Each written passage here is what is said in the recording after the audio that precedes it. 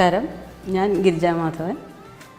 ഇവിടെ ഞങ്ങളുടെ Nataraja school of ഡാൻസിൻ്റെ ബാനറിൽ ഞങ്ങളിവിടെ നൃത്തം അഭ്യസിക്കുന്നവരാണ്. മോഹിനിയാട്ടം അഭ്യസിക്കുന്നുണ്ട്, നൃത്തയോഗ എല്ലാം അഭ്യസിക്കുന്നുണ്ട്.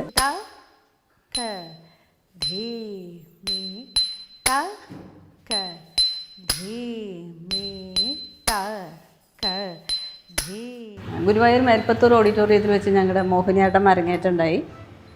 ഞങ്ങളെല്ലാവരും മിക്കവാറും എല്ലാവരും സീനിയർ സിറ്റിസൺസാണ്. ഒരാളൊറ്റേ ഉള്ളൂ 50 വയസ്സിൻ്റെ താഴെയുള്ളവർ. അപ്പോൾ ഞങ്ങൾക്ക് വളരെയധികം ഊർജം ഒക്കെ ഞങ്ങളുടെ ഗുരു ശ്രീമതി സ്മിത അജിത്ത് പകർന്നു തന്ന് ഞങ്ങളവിടെ അരങ്ങേറ്റം നടത്തി.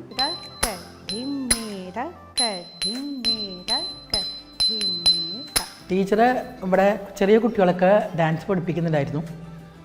അപ്പോൾ ആ സമയത്ത് ഞങ്ങൾ കുറച്ച് പേര് ടീച്ചറെ കളി ഡാൻസൊക്കെ കാണാൻ വരാറുണ്ട്.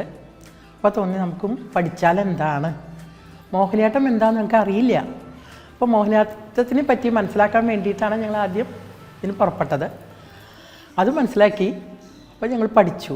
പക്ഷേ അരങ്ങേറണം എന്നുള്ള താല്പര്യം പറ്റില്ല എന്നുള്ള തോന്നൽ. ഈ കൂട്ടത്തിൽ പ്രായം കൂടിയ ഒരു വ്യക്തിയാണ് ഞാൻ. ഏറ്റവും പ്രായം കൂടി തന്നെ, എബോ 70 ആയിട്ടുണ്ട്. അപ്പോൾ എനിക്ക് കാലൊക്കെ ശരിക്കും നല്ല വേദനയുണ്ട്.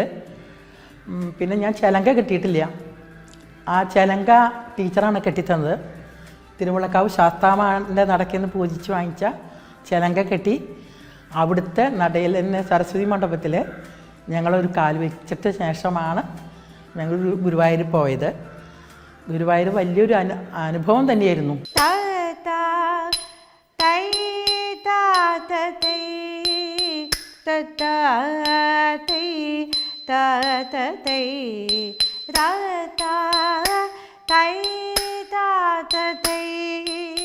ഇവിടെ കുറേ വർഷമായിട്ട് ഡാൻസ് ക്ലാസ്, ഭരതനാട്യം ക്ലാസ് എടുക്കുന്നുണ്ട്.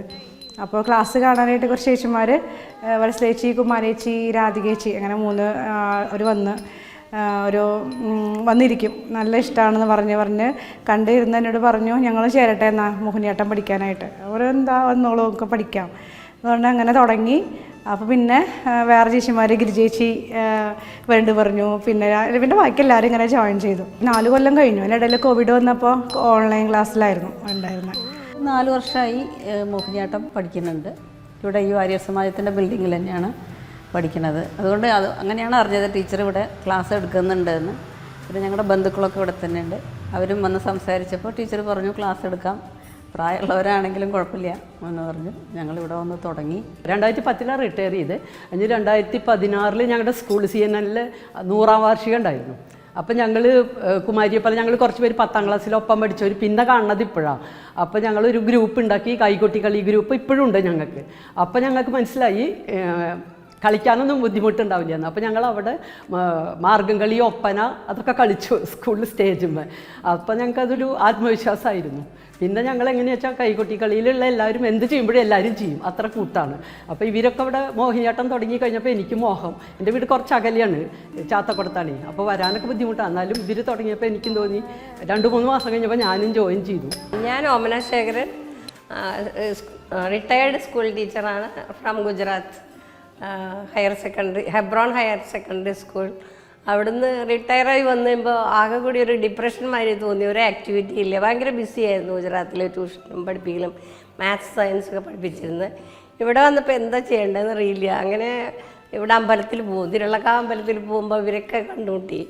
അവർ മുഖാന്തരം ഞാൻ അറിഞ്ഞിട്ടാണ് ഇവിടേക്ക് വന്നത്. പിന്നെ യോഗയിലും നൃത്തയോഗയിലും ചേർന്നു. പിന്നെ യോഗ പതിവായി ചെയ്യും. ആർട്ട് ഓഫ് ലിവിങ്ങിൽ പതിവായിട്ട് സുദർശനക്രിയ ചെയ്യണ ഒരാളാണ്. അപ്പോൾ ആർട്ട് ഓഫ് ലിവിങ്ങിൽ 2013 വേൾഡ് കൾച്ചറൽ ഫെസ്റ്റിൽ എല്ലാവരും ഒരു 1500 പേരുടെ മോഹിനിയാട്ടത്തിന് വിളിച്ചിട്ടുണ്ടായിരുന്നു. അപ്പോൾ 60 വയസ്സായി കഴിഞ്ഞാൽ പിന്നെ എടുക്കില്ല എന്ന് പറഞ്ഞപ്പോൾ ഒരു വിഷമായി തിരിച്ചു വന്നതാണ്. അപ്പോൾ ഇവിടെ ഇങ്ങനെ കേട്ടപ്പോൾ ഇവരെ കൂടെ വന്ന് ഞാനിവിടെ വന്ന് ചേർന്നു കഴിഞ്ഞപ്പോൾ കുറച്ചൊക്കെ ബുദ്ധിമുട്ട് തോന്നി, കൈയും കാലൊക്കെ. പക്ഷേ ടീച്ചർക്ക് ഭയങ്കര പേഷ്യൻസാണ്. ടീച്ചർ തെറ്റുമ്പോൾ പറയും, അമ്മനേച്ചി അങ്ങനെയല്ല ഇങ്ങനെയാന്ന് പറഞ്ഞ് കാണിച്ചു തന്നിങ്ങനെ ഒരുപാട്. പിറ്റേ ആഴ്ച വരുമ്പോഴേക്കും അതൊന്നും കൂടി മറന്നിട്ടുണ്ടാവും. വീണ്ടും വീണ്ടും അങ്ങനെ ചെയ്ത് ഭഗവൻ ഗുരുവായൂർ ചേച്ചിമാർ എന്ന് പറഞ്ഞാൽ അവർക്ക് ഭയങ്കര ആഗ്രഹത്തോട് കൂടി വരുന്നവരല്ലേ. കുട്ടികളൊക്കെ ഞാൻ പറഞ്ഞ പോലെ എല്ലാവരും അമ്മമാർ എനിക്ക് പഠിക്കാൻ പറ്റില്ല, മോള് പോട്ടാ പഠിക്കാമെന്ന് പറഞ്ഞാൽ അങ്ങനെ അവരെ ഇഷ്ടമില്ലാണ്ട് കൊണ്ടാക്കണ കുറേ കുട്ടികളുണ്ടാവും. പക്ഷെ അവരെയൊക്കെ പഠിപ്പിക്കണേക്കാൾ എളുപ്പമാണ് എനിക്ക് ഈ ചേച്ചിമാരെ പഠിപ്പിക്കാനായിട്ടുണ്ടായിരുന്നത്. പക്ഷേ അത്ര മോഹ ഓരോരോ കാര്യങ്ങൾ ഒരു അടവ് പഠിപ്പിക്കുമ്പോൾ തന്നെ അവരതിൽ ആ അടവിൽ ഞാൻ പോലും ശ്രദ്ധിച്ചിട്ടില്ലാത്ത കുറേ കാര്യങ്ങൾ ചോദിച്ചുകൊണ്ടേയിരിക്കും. ഇതിങ്ങനെ നമ്മുടെ ഈ ഇതെവിടെ വരെയല്ലേ വരെ ടീച്ചറെ വരണ്ടേ, കൈ ഇങ്ങനെയല്ലേ വരണ്ടേ, അപ്പോഴും ഞാൻ ആലോചിക്കാം ഇങ്ങനെയൊക്കെ ഉണ്ടോ, ഞാൻ അത് ശ്രദ്ധിച്ചിട്ടില്ലല്ലോ. അപ്പോൾ അവർ ഓരോ മൈന്യൂട്ടായ കാര്യങ്ങൾ അവർ ശ്രദ്ധിക്കും. മനസ്സിലേച്ചി ആ ചേച്ചി കുറേ ഇടയ്ക്കിടയ്ക്ക് ഓരോന്നും ഇങ്ങനെ ഓർത്തിട്ടിരിക്കും, ഇന്നതുപോലെ ആയാലാണോ അത് ഭംഗി ഉണ്ടാവുക, അങ്ങനെയൊക്കെ എല്ലാവരും. അപ്പോൾ അവരെ പഠിപ്പിക്കാൻ എനിക്ക് ഇൻട്രസ്റ്റാണ്, അതുകൊണ്ട് എനിക്ക് സന്തോഷമാണ് തന്നെ.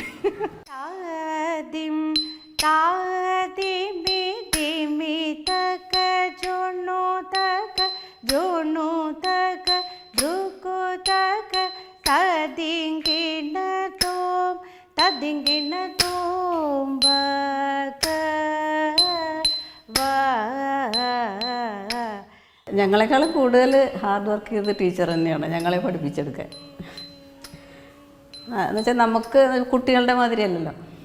ഞാനിപ്പോൾ കുട്ടിക്കാലത്ത് എൻ്റെ മോളെ പഠിപ്പിക്കുന്നതൊക്കെ കണ്ടിട്ടുണ്ടെങ്കിൽ കൂടെ നമ്മുടെ കയ്യിലും കാലിലൊന്നും അത് വരില്ല. അവർക്ക് തെറ്റുമ്പോൾ നമുക്കൊരു പക്ഷേ തെറ്റാണെന്ന് പറഞ്ഞു കൊടുക്കാൻ പറ്റും, അതെന്താ തെറ്റിയെന്ന് പറഞ്ഞു കൊടുക്കാൻ പറ്റില്ല. പക്ഷെ അതിപ്പോൾ ടീച്ചർ നമുക്ക് എന്താ തെറ്റ് പറഞ്ഞു വെച്ചാൽ ടീച്ചർ അത് പറഞ്ഞ് ഞങ്ങൾക്ക് മനസ്സിലാക്കി തന്ന് ക്ഷമയോടുകൂടെ നമ്മളെ പഠിപ്പിച്ചു. അതിന് ടീച്ചർക്ക് തന്നെയാണ് അതിൻ്റെ ക്രെഡിറ്റ്.